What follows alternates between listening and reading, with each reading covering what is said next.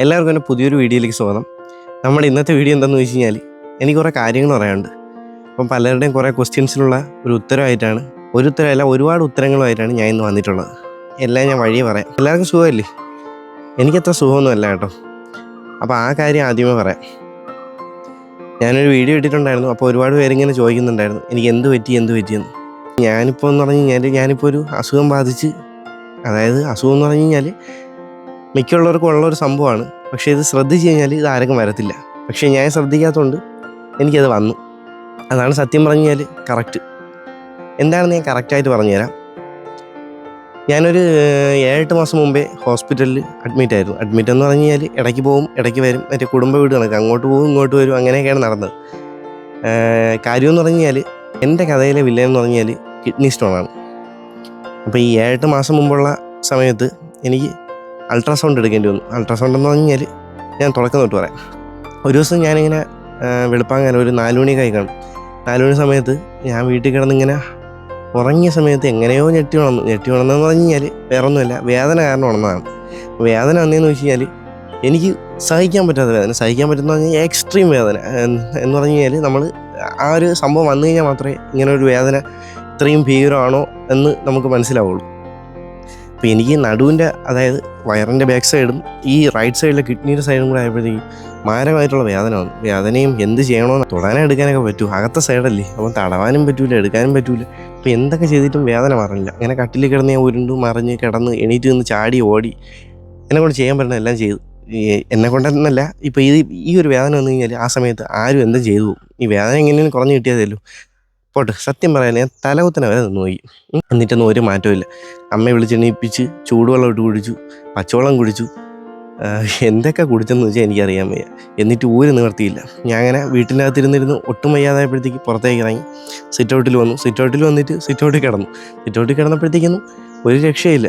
വെളുപ്പാങ്കലില്ല, നല്ല തണുപ്പൂടുള്ള സമയമായിരുന്നു കേട്ടോ. ഞാൻ കിടന്ന് ഇങ്ങോട്ടുരുളക്കം ഒരു രക്ഷയില്ല. അങ്ങനെ ഞാൻ എന്ത് ചെയ്താൽ വീട്ടിൽ നിന്ന് മൊബൈലും എടുത്ത്, സത്യം പറഞ്ഞാൽ വീട്ടിൽ നിന്ന് രാത്രി അതായത് നേരെ ഉരുട്ടി, അതായത് രാത്രി കഴിഞ്ഞ് കഴിഞ്ഞാൽ എനിക്ക് പുറത്തിറങ്ങാൻ ഭയങ്കര പേടിയാണ് ഒറ്റയ്ക്ക്. ഈ പണ്ടുള്ള കഥകളൊക്കെ കേട്ട് പ്രേതവും മറ്റതും മറിച്ചതൊക്കെ ഉണ്ടെന്നൊക്കെ പറഞ്ഞിട്ട് അങ്ങനെ പുറത്തിറങ്ങാൻ വലിയ പേടിയാണ്, പാമ്പ് അങ്ങനെയുള്ള സാധനങ്ങളൊക്കെ.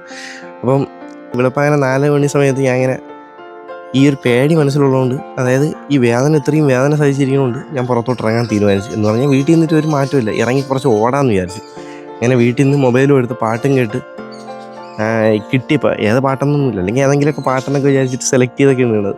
അങ്ങനെ ഞാൻ വീട്ടിൽ നിന്ന് മൊബൈലും എടുത്തിട്ട് ഇറങ്ങി, മൊബൈലിൽ പാട്ടൊക്കെ ഇട്ട് രാത്രി വെറുതെ ലൈറ്റ് അടിച്ച് നടക്കാൻ തുടങ്ങി.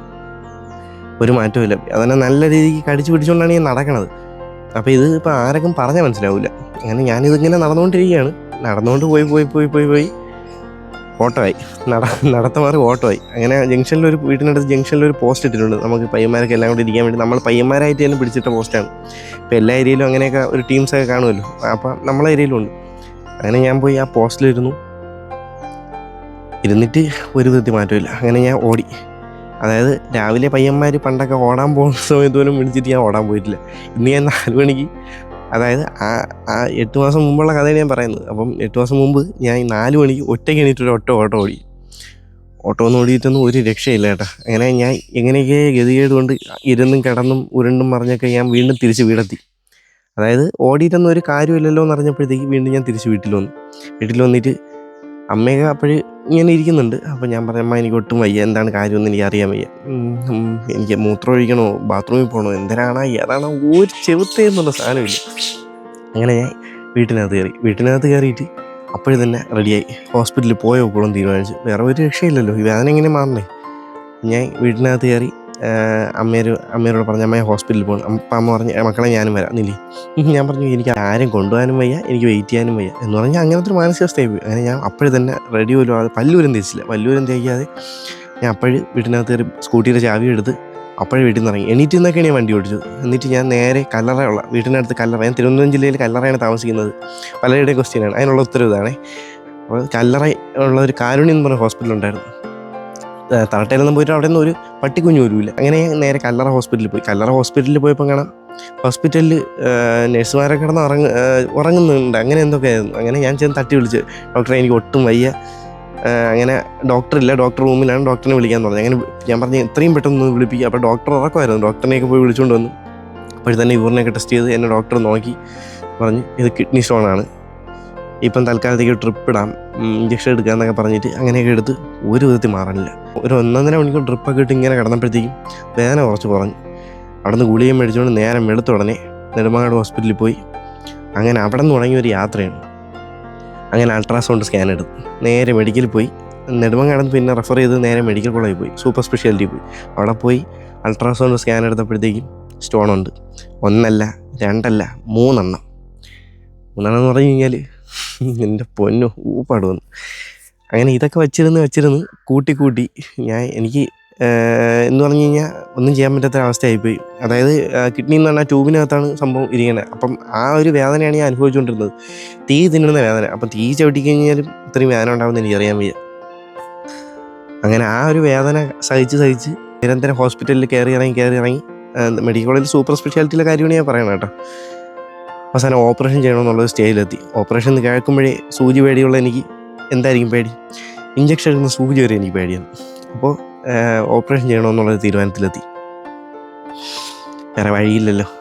അങ്ങനെ ഞാൻ കിട്ടാമെന്നുള്ള അവിടെ തന്ന മരുന്നൊക്കെ ഞാൻ ചോദിച്ചു, ഡോക്ടറെ ഓപ്പറേഷൻ അല്ലാതെ വേറെ എന്തെങ്കിലും വഴിയുണ്ടോ എന്ന് പറഞ്ഞ്. വഴി ഉണ്ടോയെന്ന് ചോദിച്ചു കഴിഞ്ഞാൽ മരുന്ന് കഴിച്ച് നോക്കാം, അത് മാത്രമേ പറയുന്നുള്ളൂ. അപ്പം ഞാൻ പറഞ്ഞു, എന്നാൽ നമുക്ക് മരുന്ന് കഴിച്ച് ഒരാഴ്ച നോക്കാം, എന്നിട്ട് ചെയ്താൽ പോരെ. എന്നാലും ഡേറ്റ് ഇടണമെങ്കിൽ അത് കഴിഞ്ഞിട്ടുള്ള ഡേറ്റേ കിട്ടുള്ളൂ. അപ്പം മരുന്ന് കഴിച്ച് നോക്കാമെന്നുള്ളൊരു ഓപ്ഷനിലെത്തി. മരുന്ന് കഴിച്ച് നോക്കി. ഞാൻ വീട്ടിൽ വന്നതിന് ശേഷം 2 ദിവസം കഴിഞ്ഞിട്ടൊന്നും ഒരു രക്ഷയില്ല, ഒരു മാറ്റമില്ല. വേദന ഇടയ്ക്കിടയ്ക്ക് വരുന്നുണ്ട്, പക്ഷെ പഴയ ആ ഒരു വേദനയില്ല. ഗുളിക കഴിക്കണോണ്ടായിരിക്കും, പെയിൻ കില്ലറൊക്കെ അടിച്ച് കയറുന്നുണ്ട്, ആ വേദനയില്ല. ഞാൻ അടുത്തുള്ള സാറിനെ വിളിച്ചിട്ട് ഞാൻ ആയുർവേദ ഹോസ്പിറ്റലിൽ പോയി. ആയുർവേദ ഒരു വൈദ്യനെ കാണാൻ പോയി. വൈദ്യൻ്റെ അവിടെ പോയി കുറച്ച് കഷായമൊക്കെ അടിച്ച് കുടിച്ചപ്പോഴത്തേക്കും 2 ദിവസം കഴിഞ്ഞപ്പോഴത്തേക്കും ഈ ബ്ലാഡറിൻ്റെ അവിടെ, അതായത് യൂറിനറി ബ്ലാഡറിൻ്റെ അവിടെ മാരകമായിട്ടുള്ള വേദനയായിരുന്നു. മാരകമായിട്ടുള്ള വേദന കാരണം ഒരു ദിവസം ഞാൻ ഇങ്ങനെ മൂത്രം ഒഴിക്കാൻ വേണ്ടിയിട്ട് ഇങ്ങനെ ബാത്റൂമിൽ കയറി ഇങ്ങനെ നിന്നിട്ട് മൂത്രം പൊയ്ക്കൊണ്ടിരുന്നിട്ട് മറ്റേ ടാപ്പ് അടച്ച കണക്ക് അങ്ങ് നിന്ന്, അതായത് ടാപ്പ് അടച്ച് കഴിഞ്ഞാൽ ഫോൾ സ്റ്റോപ്പ് ആവൂലേ, അത് കണക്കങ്ങ് നിന്നിട്ട് നമ്മൾ തോക്കിന്ന് വെടി വയ്ക്കണത് ഒരു ഉണ്ട തെറിച്ചങ്ങ് പോയി. അതായത് ഇതാണ് കേട്ടോ മറ്റേ സ്റ്റോൺ എന്ന് പറഞ്ഞ സാധനം. അത് ഈ ട്യൂബിൽ കൂടെ യൂറിനറി ബ്ലാഡറിൽ നിന്ന് ഫോഴ്സ് ചെയ്ത് തെറിച്ച് പോയതാണ്.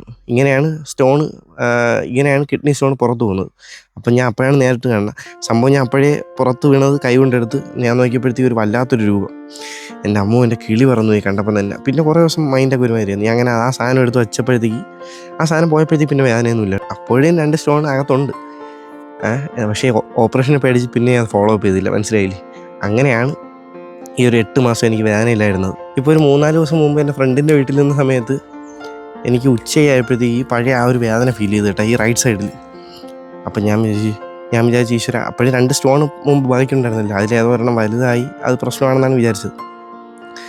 അങ്ങനെ ഞാൻ കുറച്ച് വെള്ളമൊക്കെ കുടിച്ചപ്പോൾ അതങ്ങ് പോയി, വേറെ വിഷയമൊന്നുമില്ല. അങ്ങനെ കൂട്ടുകാരൻ്റെ വീട്ടിലുള്ള മാവിൽ കയറി മാങ്ങയൊക്കെ കുറേ നിൽക്കണം, അതൊക്കെ പറിച്ച് എല്ലാം കഴിഞ്ഞ് വീട്ടിലെത്തി. അപ്പോഴൊന്നും യൂറിൻ പാസ് ചെയ്തില്ല കേട്ടോ, അതായത് മൂത്രം ഒഴിച്ചില്ല.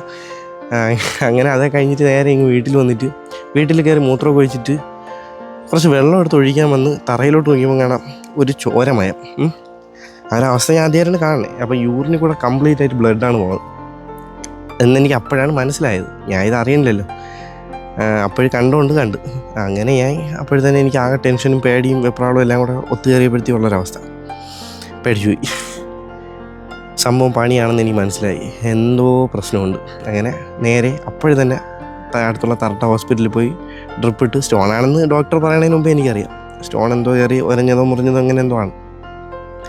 അങ്ങനെ പോയി അവിടെ നിന്ന് പിറ്റേ ദിവസം രാവിലെ നെടുമങ്ങാട് ഞാൻ വെളുക്കണമെന്ന് നോക്കിയിരിക്കുകയാണ്. ആ ടെൻഷൻ കാരണമാണ് കിടന്നുറങ്ങാനും പറ്റില്ല. അങ്ങനെ പിറ്റേന്ന് രാവിലെ നെടുമങ്ങാട് ഹോസ്പിറ്റലിൽ പോയി. അവിടെ നേരെ സൂപ്പർ സ്പെഷ്യാലിറ്റിയിൽ പോയി അൾട്രാസൗണ്ട് എടുത്ത് ഒരു സാമാനം എന്ന് പറഞ്ഞാൽ ഒരു സ്റ്റോണ് ഈ കിഡ്നി എന്ന് പറഞ്ഞ ട്യൂബിൽ അതിന് പോകാൻ പറ്റാതെ ഇറിവിയിരിക്കുകയാണ്.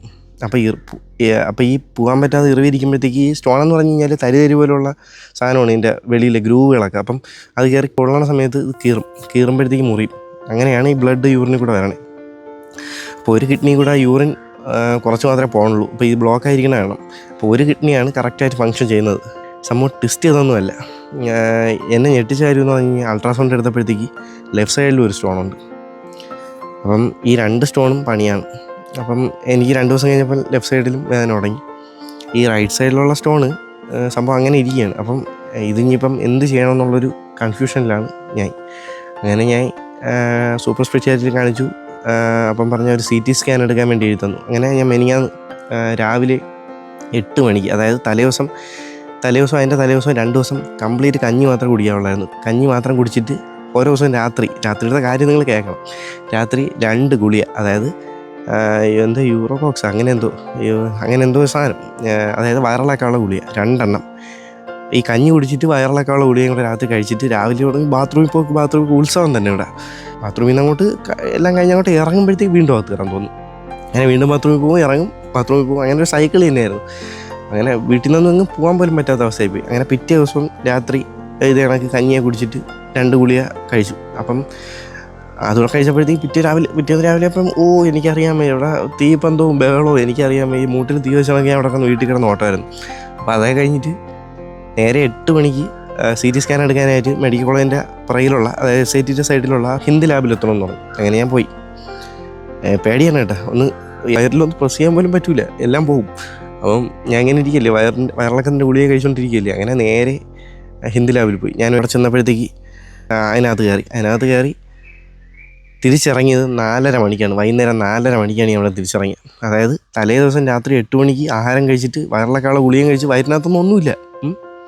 പിറ്റേ ദിവസം 1 കുപ്പി വെള്ളവും കുടിച്ചത്. അപ്പം വൈകുന്നേരം 4:30 മണിക്കാണ് ഈ ആഹാരം കഴിച്ചത്. എൻ്റെ കിളി പറന്നുപോയി. അത് കണക്കിന് ഇഞ്ചക്ഷൻ ഒരു സിറിഞ്ച് വെച്ചിട്ട് ഓസ് വെച്ചിട്ട് എൻ്റെ പൈപ്പ് പറന്നു വിട്ട് കണക്ക് എന്തോ മരുന്നൊക്കെ കയറ്റിവിട്ട് ഞാൻ മൊത്തത്തിൽ ഫ്രീസ് ആയിപ്പോയി. അങ്ങനെയൊക്കെയാണ് CT സ്കാൻ എടുത്തത്. 3-4 റൗണ്ടും കൊണ്ട് CT സ്കാൻ എടുക്കാനായിട്ട് എന്നെ അതിനകത്തോട്ട് ആ മെഷീനകത്തോട്ട് കയറ്റി ഇറക്കുകയൊക്കെ ചെയ്തു. എൻ്റെ ഊപ്പാട് വന്നു. അപ്പോൾ അതിൻ്റെ റിസൾട്ട് എന്ന് പറഞ്ഞു കഴിഞ്ഞാൽ, അതായത് ഈ വരുന്ന ബുധനാഴ്ച, അപ്പോൾ വ്യാഴാഴ്ച തോപ്പിൽ കാണിക്കുമ്പോഴത്തേക്ക് ബാക്കി കാര്യങ്ങൾ അറിയാം.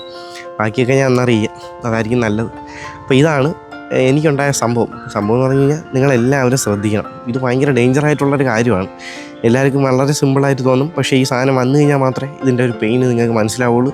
എക്സ്ട്രീം എന്ന് പറഞ്ഞാൽ എക്സ്ട്രീം. ഞാൻ ജീവിതത്തിൽ ഇന്നേ വരെ കൈയും കാലമൊക്കെ എൻ്റെ ഒരുപാട് തവണ പിടിച്ചിട്ടുണ്ട്, പക്ഷേ ഇന്ന് വരെ ഇങ്ങനൊരു വേദനയുടെ സംഭവം എൻ്റെ ജീവിതത്തിൽ എനിക്കുണ്ടായിട്ടില്ല. ഞാൻ പലരുമായിട്ട് ഈ ഒരു അനുഭവം ഷെയർ ചെയ്തപ്പോൾ ഇതൊക്കെ വന്നിട്ടുള്ളവർ പറയുന്നുണ്ട്. നിങ്ങൾ ഇതിലിപ്പം വീഡിയോ കണ്ടുകൊണ്ടിരിക്കുന്നവർക്ക് പലർക്കും അറിയാം. ഈ സംഭവം വന്നിട്ടുള്ള ആരെങ്കിലും ഈ വീഡിയോ കാണുന്നുണ്ടെങ്കിൽ അവർക്ക് നല്ലതുപോലെ അറിയാം ഇതിൻ്റെ ഒരു വേദന. അപ്പം മാക്സിമം വെള്ളം കുടിക്കുക. ചൂട് സമയത്തൊക്കെ ഈ ഡീഹൈഡ്രേറ്റ് ആയി കഴിഞ്ഞാൽ ചില ഫുഡ് മെറ്റീരിയൽസിൻ്റെ അതിനകത്തുള്ള പാർട്ടിക്കിൾസൊക്കെ കാരണം ഈ ഒരു സ്റ്റോൺ ഉണ്ടാവാം കേട്ടോ. അപ്പം ഈ സ്റ്റോൺ എടുത്ത് വെച്ച് ചെക്ക് ചെയ്യണം. എന്ന് കഴിഞ്ഞാൽ ലാബിൽ കൊടുത്ത് ചെക്ക് ചെയ്ത് കഴിഞ്ഞാൽ ഇത് എന്തിൻ്റെ സ്റ്റോണാണ്, എങ്ങനെ ഉണ്ടായി എന്നൊക്കെ കണ്ടുപിടിക്കാൻ പറ്റുള്ളൂ. അപ്പോൾ അത് കണ്ടുപിടിച്ചിട്ട് അതിന് വേണ്ടിയിട്ടുള്ള ട്രീറ്റ്മെൻറ്റ് എടുക്കണം. എന്ന് കഴിഞ്ഞാൽ മാത്രമേ അതായത് ഈ സ്റ്റോണിൻ്റെ സൈക്കിൾ, അതായത് സ്റ്റോൺ വീണ്ടും വീണ്ടും ഉണ്ടാകാതിരിക്കാനുള്ള സാധ്യത ഒഴിവാക്കാൻ പറ്റുള്ളൂ. അപ്പം ഞാനിപ്പം ആകെ ഒരു ചിരിച്ചും കളിച്ചൊക്കെ സംസാരിക്കണമെന്നൊക്കെ ഉള്ളൂ, പക്ഷേ അണഞ്ഞിരിക്കും. എന്ത് ചെയ്യാനാണ്. എന്തായാലും ഇപ്പം ഈ സാധനം വന്നു, ഇനിയിപ്പോൾ ട്രീറ്റ്മെൻറ്റ് ചെയ്തേ ഉള്ളൂ. ഇത് വരണതിന് മുമ്പേ ശ്രദ്ധിക്കണമായിരുന്നു. അപ്പോൾ ഇത് എല്ലാവർക്കും ഞാൻ പറഞ്ഞു തരികയാണ്, ഇങ്ങനൊരു സംഭവമുണ്ട്. ഈ സംഭവം എന്ന് പറഞ്ഞു കഴിഞ്ഞാൽ ചില്ലറക്കാരനൊന്നുമല്ല. അപ്പോൾ ഇങ്ങനെയൊക്കെയാണ് കാര്യങ്ങൾ. ബാക്കി എൻ്റെ കാര്യങ്ങളൊക്കെ ഞാൻ വ്യാഴാഴ്ച കഴിഞ്ഞിട്ട് വഴി അറിയിക്കാം. പിന്നെ എല്ലാവർക്കും സുഖമാണെന്ന് പ്രതീക്ഷിക്കുന്നു. വീണ്ടും കാണാം എന്ന പ്രതീക്ഷയിൽ bye from IP vlogs. Tata.